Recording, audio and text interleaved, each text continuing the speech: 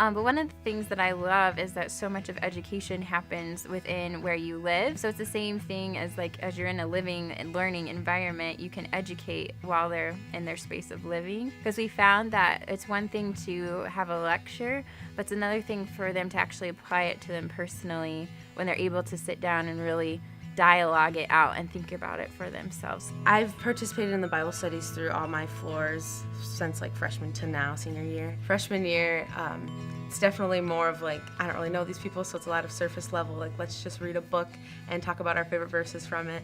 But our Bible study has become so much deeper and so much more serious, where we can talk about real issues in our lives. How does this apply to me?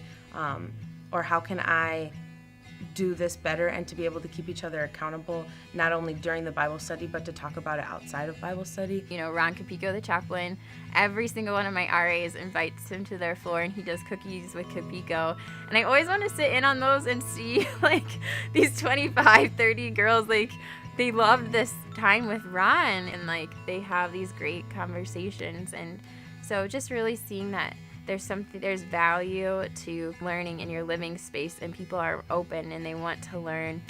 Well, I take some of my students who are really anxious to learn a little more than what's in the classroom, and I invite them to come in groups of 3 or 4 students and actually take their investment knowledge to a higher level. And we invest real money, their money, up to $150.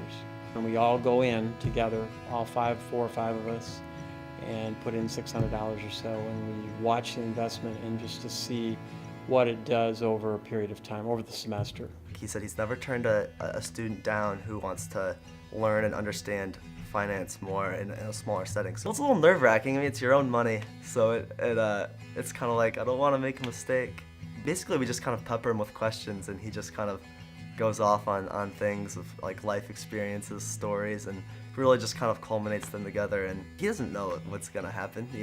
We lose money, we gain money, and we kind of learn from that together. Well, the idea is that community is created when students feel comfortable with their learning atmosphere. By taking charge of their own learning or ownership of their learning, what it means is that the students would take charge of the learning within the classroom environment so that they feel more involved. And every class that I've been to of his, he starts out the first lecture, basically just kind of gives a rundown of his life and just is real personable with the kids.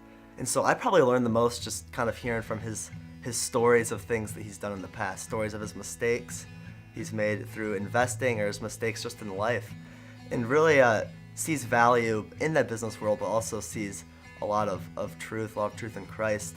When the students begin to trust the professor, then they can learn more, and they can feel free to ask a question that they might otherwise not ask. Getting to know him on a personal level, going to his house, and kind of, building relationships throughout the learning process. And that's been really, really neat and special, and I'm excited to continue that with him, because when you feel comfortable and you feel like you know somebody, it's almost, you feel more comfortable asking questions and learning more from them. My MBA students, I might say something like, you have a job in accounting, or you have a job in sales, or you have a job in finance, and I have a job in teaching.